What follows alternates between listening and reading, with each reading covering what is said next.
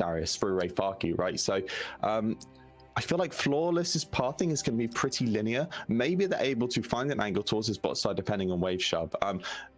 Zeri has an issue where she does struggle to wave clear backline creeps unless she uses her E to get that AoE or find certain angles, which means that she can present herself in a very tricky spot. So Flawless may have to opt into doing a clear that enables Yuhi to remain relatively safe within waypoints, and that means that Rayfaki could be left alone on the island.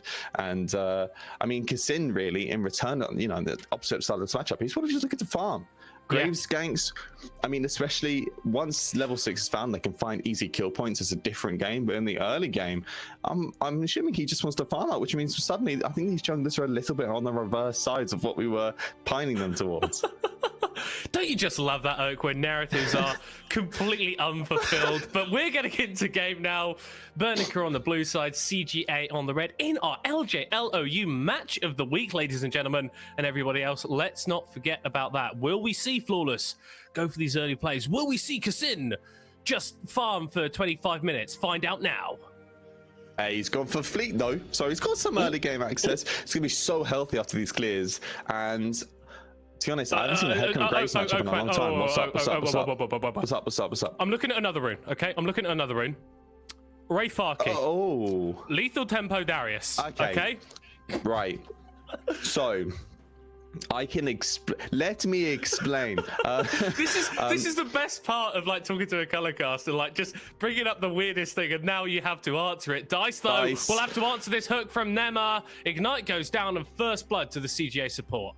And it's the worst timing. Not only does he lose this wave out as well, late invade means that Kassin's immediately opting towards, looks like it's going to be linear jungle for these teams, unless Kassin has some crazy pathing to disenable Flawless and taking this red buff. And we see Nap actually moving towards red side as well to guard it out because he sees Rayfaki. A lot of things are happening at once here. But well, Rayfaki's just sort of like stood in with her, deciding, you know, Nap, you can't hit this wave.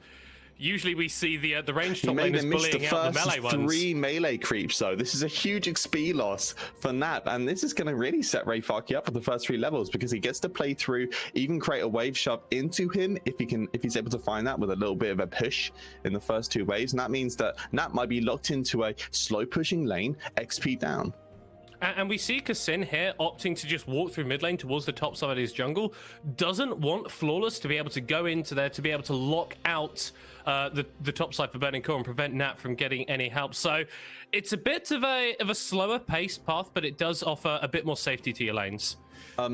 Flawless's pathing here is kind of scuffed. It's not his fault. This invade was fantastically handled by Kassin, and we're going to see Flawless now try and immediately respond for a mid-game gank. And look at Kaito's positioning.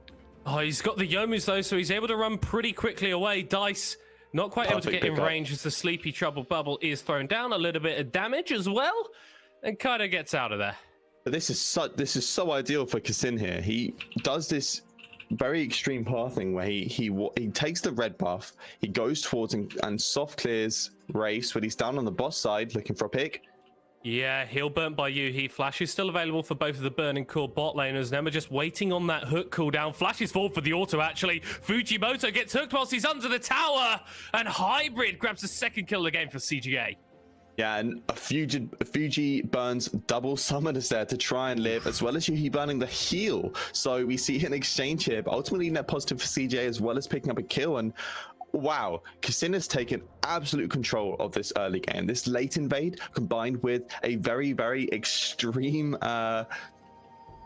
clear path has meant that red to Raves, to his own Raves, he clears through his bot side to ensure he gets those doubles and then goes straight for the bot lane gank. And we're going to see it here.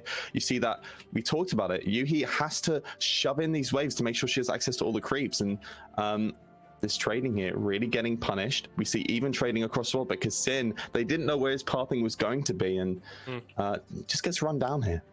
I love this from them, and knows that if he just get that first auto off, that even if Fujimoto flashes away, still going to be rooted, and then the hook is oh so easy. And this is exactly what we were talking about in the pregame. We thought on the Graves that Kassin would be a little bit more passive, but emphatically not. That late invade, like you already mentioned, then getting some ganks down early as well, has put this Graves to a point where he's a lot further ahead than he should be at this point in the game. And Flawless didn't really have a response. So whilst all of this was going along bot side, Flawless didn't path towards his top side to create this linear jungle clear because he knew Wraiths were being taken. In turns, Cousins gets a really, really late red buff and actually ends up triple camping Flawless. So CS, whilst it's slightly skewed to Flawless, Cousin has by and large won this first 5 minutes.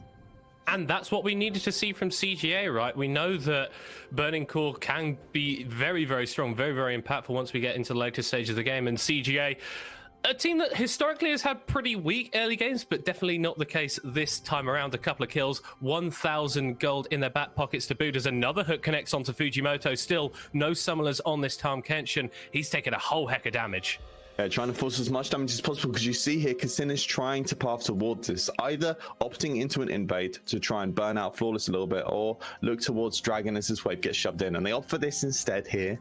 Fantastic early pickup as well because it's Infernal Drake. Infernal Drake's fairly easy to take. They're just going to walk under. He can take this pretty freely, and with this wave shove, I mean, it's first Drake for CGA, and yeah, I mean, we talked about the early game. You've mentioned it already, but fantastic coming in from Cousin. He's really, really well set up for the first 15, 20 minutes of the game. And you can see from his XP now, very, very close to 6 before his camps even spawn again for second camp clear. Yeah, the coin, as it stands, currently showing heads. And we'll have to see if Cousin is able to translate this early advantage into a lead a little bit later on into the game. We haven't really talked about this mid lane matchup in isolation so much. Dice just wants to farm it out on this Rise as Rayfaki going for an all-in here onto Nap, stacking up that passive, but won't commit to a dive under the tower. Has actually been doing fairly well in this game. Usually you expect range matchups to go heavily in one side's favor as Yuhi is being caught out, but here comes Flawless to back up the play. Cousin is here as well on this Graves. Fujimoto once again going to be the target and once again just going to be shot down. Collateral damage as Cousin turns 1 kill into 3 with a double. And they barely live there on that dive. Fantastic. Well done. They pick up a 1 plate as well. They get to take away all this XP from Yuhi. And that was all off the back of Fujimoto just playing a little bit too aggro. I mean, he knew that his jungler was coming. They just didn't expect this counter gank coming in. And we can see actually Graves and Hecarim fairly, playing it very safe here, but they're both walking towards. As soon as this gets committed, both teams commit. But Hybrid having the summon advantage is really important here. Has the flash, gets to flash out that Hecarim combo, and Fuji getting picked up by here. Cousin flashes forward, gets the XP to hit 6, uses the level up to get the ultimate, picks off the second kill, and then a really clean dive coming from Nema to just really, understand his HP pool, and they get the triple. And CGA continuing the early game spree here, all of the back of Cousin's early invade. You'd love to see it. This is, do you know what? Fantastic play. LJL has a few champions and a few players where you just have to permaban it.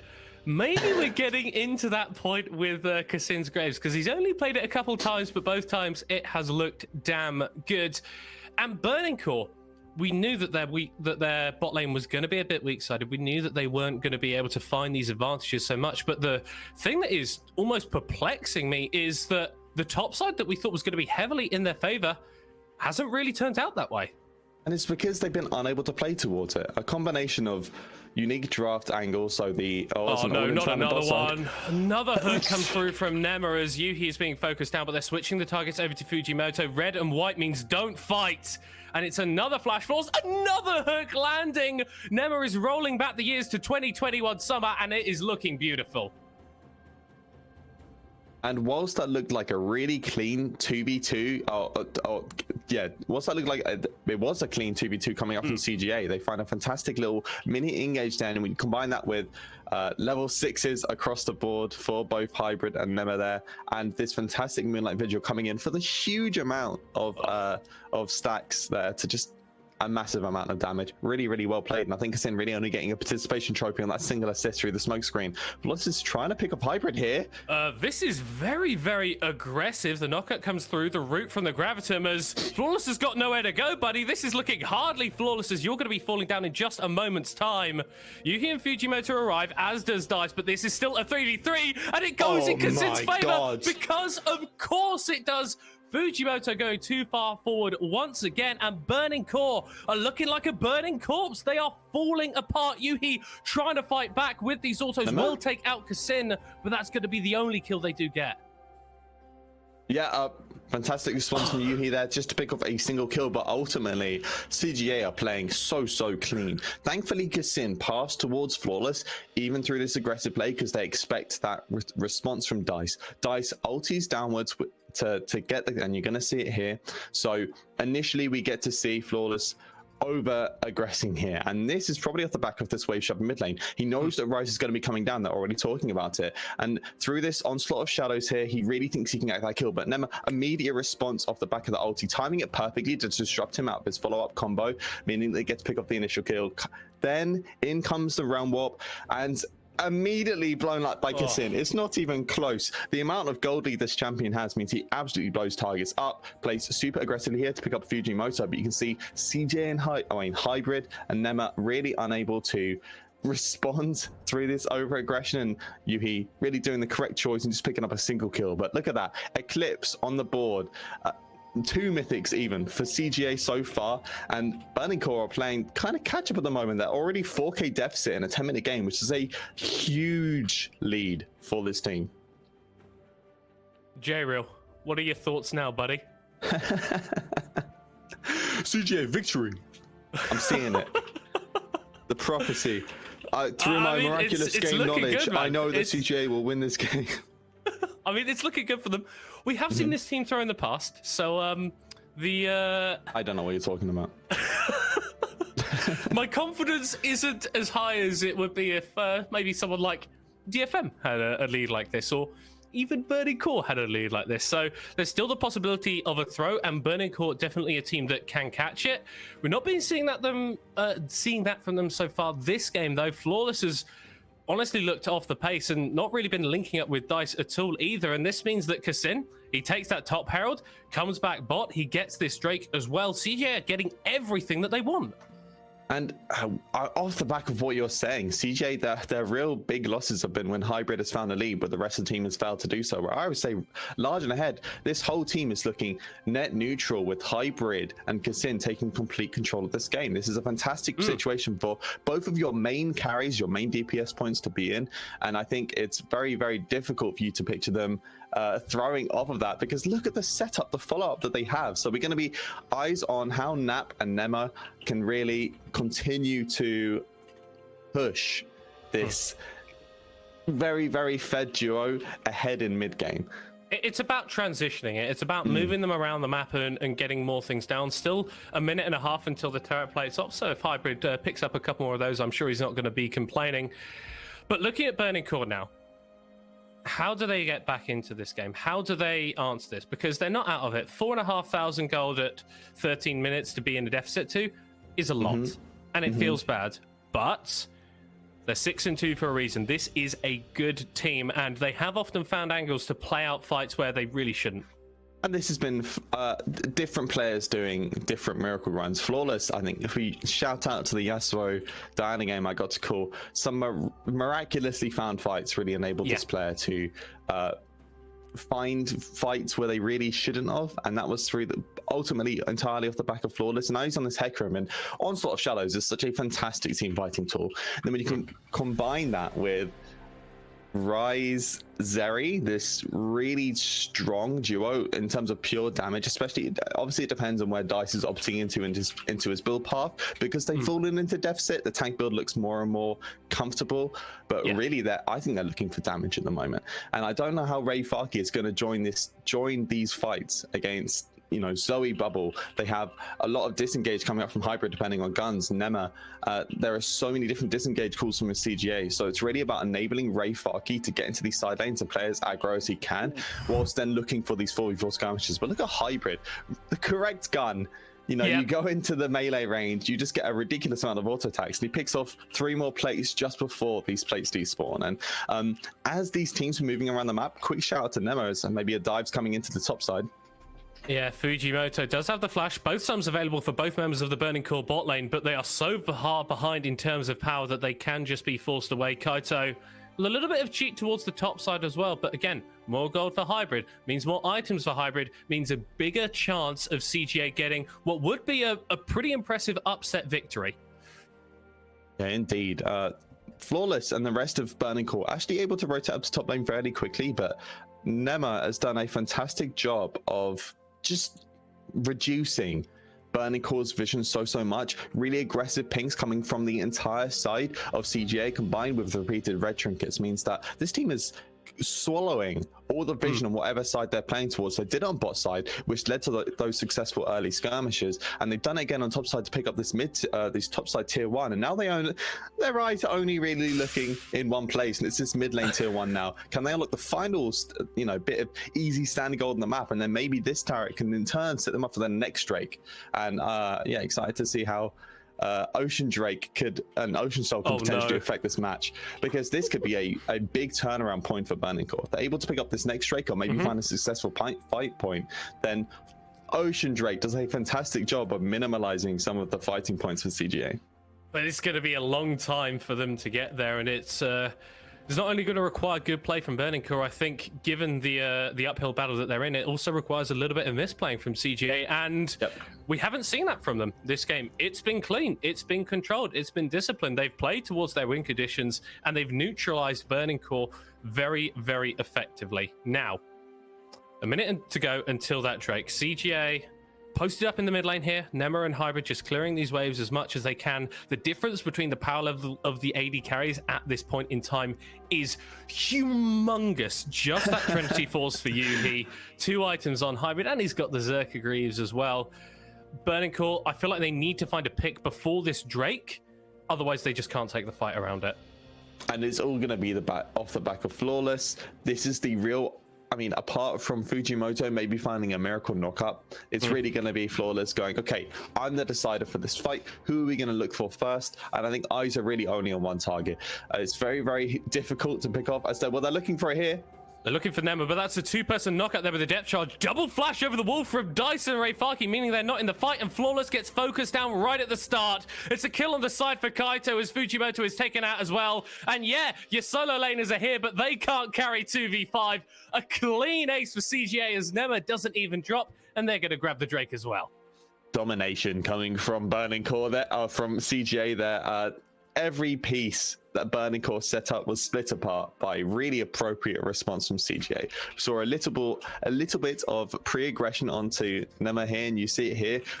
They walk in to try and get some initial, choke out this vision that they've been doing so far this game so well. And you see Burning Core immediate response to that. They want to get the Darius on 5 stacks as quickly as possible to fight, but Nep knows this. Nap immediately flashes in with the ulti to force Burning Core out, and then at the same time the main carry on your team is caught in a 1v1 versus Kaito and gets bubbled, and he's put to sleep, and then he's put to sleep again by Kaito. Fantastic pick off there, and then it's just clean up from that point. CJ having a fantastic Kassin doing his role perfectly there. He's real big cleanup. He's come in with 2 items now. He's on the Black Cleaver as well, so he understands his role perfectly. He's going to be hitting frontline, and fantastic for CJ. They pick up the 3rd Drake, which sets him up for Soul Point, as well as they also pick up this mid lane tier 1. And do you know what, Oak? I feel like there may have been a couple people questioning why this is our match of the week. What we had Sengoku versus DFM. Surely that's a big hype matchup, first versus second. This is why this is our match of the week, because not only is this game so important for both these teams, we knew it had the potential to be a little bit crazy. I don't think either of us expected CGA to come out swinging the way that they have done, especially against one of these top teams like Burning Core. We thought that their current 4-game win streak may have been a result of strength of schedule, but honestly, CGA just looking like a good team right now. Yeah, and you set up perfectly in draft, right? We said how early game orientated CGA are, and they have this fantastic carry in the bot side in Hybrid, who has had phenomenal performance this split. Just amazing player coming in. I mean, I think he's top 40 KR. I don't know if you've heard. I've heard he's top 40 KR. That's pretty impressive. He's top 40 on the ladder in Korea. No big deal. Burning Core actually making an aggressive play here on Tanap, who throws out the slicing Maelstrom and will get taken out. 2nd kill of the game for Burning Core, so not going to be a perfect game for CGA, with that tower going to be taken in the mid lane actually, and yeah, you get a kill, but it's onto the cannon, probably not the priority target, and you lose 2 structures in trade. I was thinking, how is Shelly spawned? I thought Baron was up by now, but no, it's 19 minutes in the game. This is how early, and they've unlocked this inhibitor here. Now, stark warning here. They may decide to not opt into the. Oh my god, the damage. That's just not reasonable. When you're getting crit for 600 damage at 20 minutes by an AD carry, I think the game is not going in your favor. Taking early inhibs is usually not the best call because it can give people XP. And Fujimoto, no, buddy. Oh my god. Oh, and dear. yeah, as you said, it looks like they're just going to opt into single inhib and top side. Now they're going to rotate towards side. They very smart here initially coming out. They opt into, instead of taking this mid lane inhibitor, they move towards top side as soon as this wave comes in to unlock that second turret. The big thing this double inhib is going to unlock is the opportunity for that Baron. Burning Core have some wave clear, but because of the build paths from both of these players, damage isn't a huge factor for them at the moment. So it's going to take them quite a bit to shove up both of these topside waves as soon as they become these inhibitor waves. So they're trying to catch up now. You can see them immediately pushing up, trying to get onto these waves because they know that if they aren't able to respond quickly to a Baron, that Baron gets taken. That leads to bot side tier 1. And look at the gold disparity. Oh, no. 5k leading on hybrid. That's half of their total gold lead is just in the AD carry's pocket at the moment. I'm not happy looking at that. That's, Just looking upset. Oak, what was the shortest game this split? Because I feel like this may end up being a contender. Baron now on board, and when you got 3 items on your AD carry, you can kind of just do it. And Burning Core don't really have a look in. There aren't words like to describe how this game is going. It's honestly incredible to see CGA pick stuff up so much, and Flawless is so caught out. Buddy, you don't want to be there. What? Oh, Fujimoto. Is the bubble Also available? on the wrong side of things.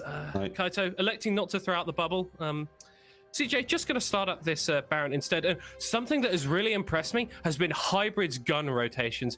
Every single time they seem to, they want to take a tower, or they want to go for a fight, or they want to start a Baron. They seem to have the perfect guns, and that is such an important part of Aphelios that people really don't see. If people are grouping up and you've got Infernum Gravitum, the fight's going to go a hell of a lot better for you. If you're trying to take down the Baron, red and white, easy. And you know what I think that comes out? It's not even his manipulation of ammo. I think they're just picking the right points for Hybrid to fight successfully. I think they see what ammo he's going to be on as well and go, okay, well, I know we need to fight for this situation, and the team plays around that. As you mentioned, it's been fantastic to see, and I think, yeah, depth of Aphelios, man. This champion's got some stuff. 200 years of design going into that champion, so unsurprising to see a lot of skill gap coming into it. Final Drake getting started now by CJ. Will Burning Core have a response? Probably not. They're going to go for it regardless, though. Never fight. It's actually a Drake steal, no soul going over, but the fight still is not yours to take. Yuhi trying to kite it on the backside as Dice pops himself over the wall. Nema chasing with the Spider-Man hook, and meanwhile, we're having TPs into the base from Nap. CGA want to end this game as soon as possible. Bye-bye, Dice. You are getting rolled. As Kaito picks up that kill. It's just base interrupts now for the rest of CGA as other members running into the base to pick up the win. You saw what Burning Core were going for there, bring the team in to enable Flawless to look for the steal, but they just weren't in position, get picked off, and because of this double inhibitor, they look for the easy win through mid side. They pick off the Nexus turrets and they end the game in a very, very quick pace.